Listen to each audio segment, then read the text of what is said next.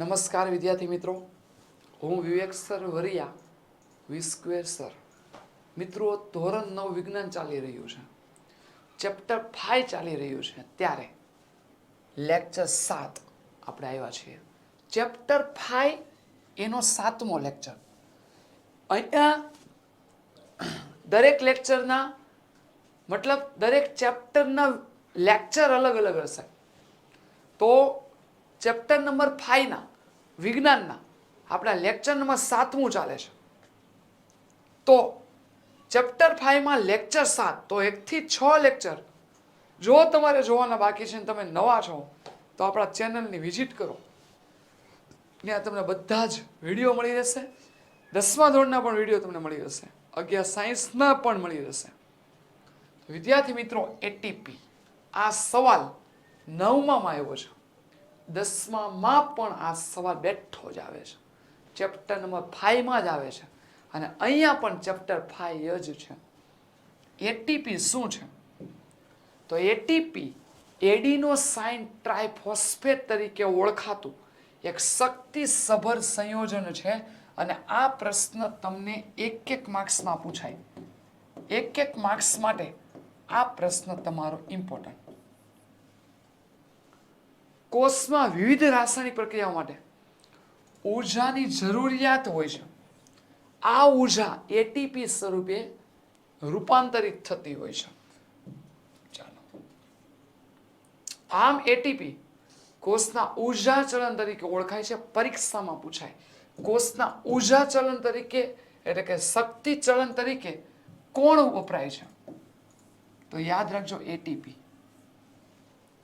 આ ઉર્જાનો ઉપયોગ શરીરમાં નવા રાસાયણિક સંયોજનો બનાવવા માટે તે યાંત્રિક કાર્ય કરવા માટે થાય છે.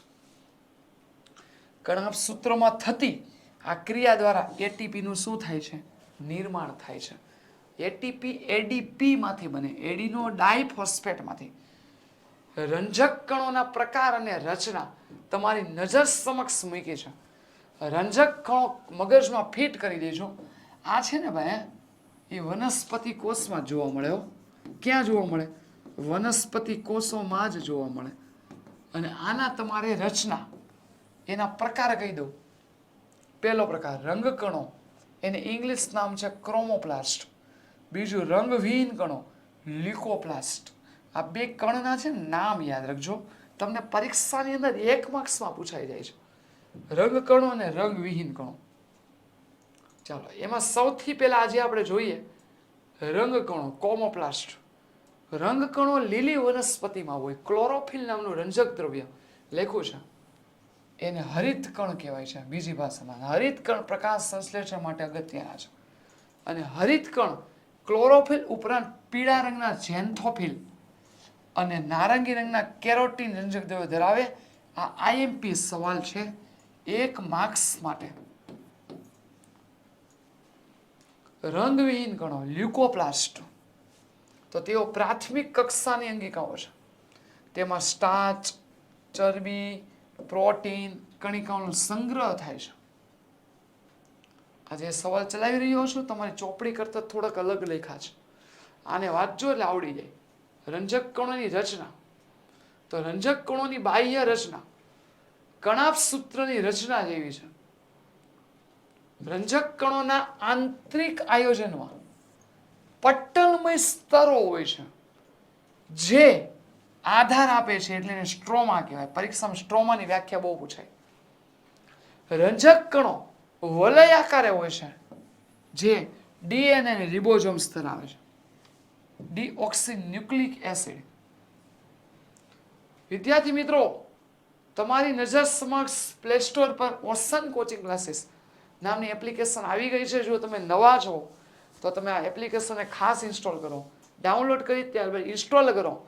અને ઇન્સ્ટોલ કરશો એટલે તમને ધોરણ 3 થી 12ના બધા જ વિષયની સમજૂતી સાથે પ્રશ્નપત્રની સાથે બધી અહીંયા મળવાના છે. અને અહીંયા જે શોર્ટકટ ચાવી આપી રહ્યો છું, એ ચાવી સાથે તમને સોલ્યુશનની પીડીએફ પણ મળશે.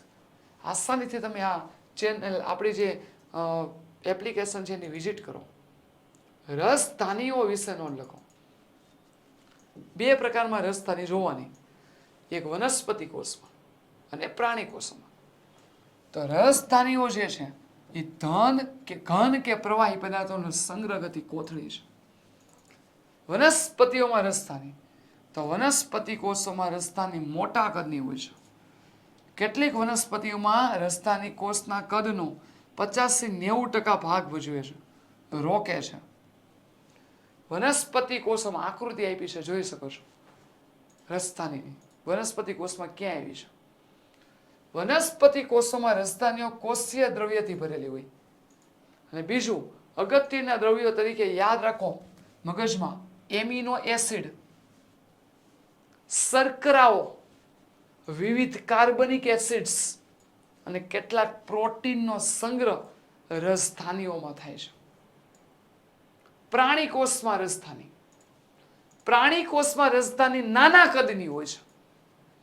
અમીબા જેવા એક કોષી પ્રાણીઓમાં સંગ્રહ કરતી વખતે રાજધાની અન્નધાની સ્વરૂપે જોવા મળે છે. મીઠા જળમાં વસવાટ કરતા એક કોષી પ્રજીવો વિશિષ્ટ પ્રકારની રાજધાની ધરાવે છે. આકૃતિ તમે જોઈ શકો છો. આકૃતિ આવડે તો દોરવાની. તે વધારાના પાણી અને નકામા પદાર્થોને કોષોમાંથી કેવા કાઢે છે? ત્યાગ કરે છે. તો વિદ્યાર્થી મિત્રો, અહીંયા આપણે આપણો આ લેક્ચર પૂરો કરીએ છીએ. નવા લેક્ચરમાં નવા સવાલ સાથે મળીશું.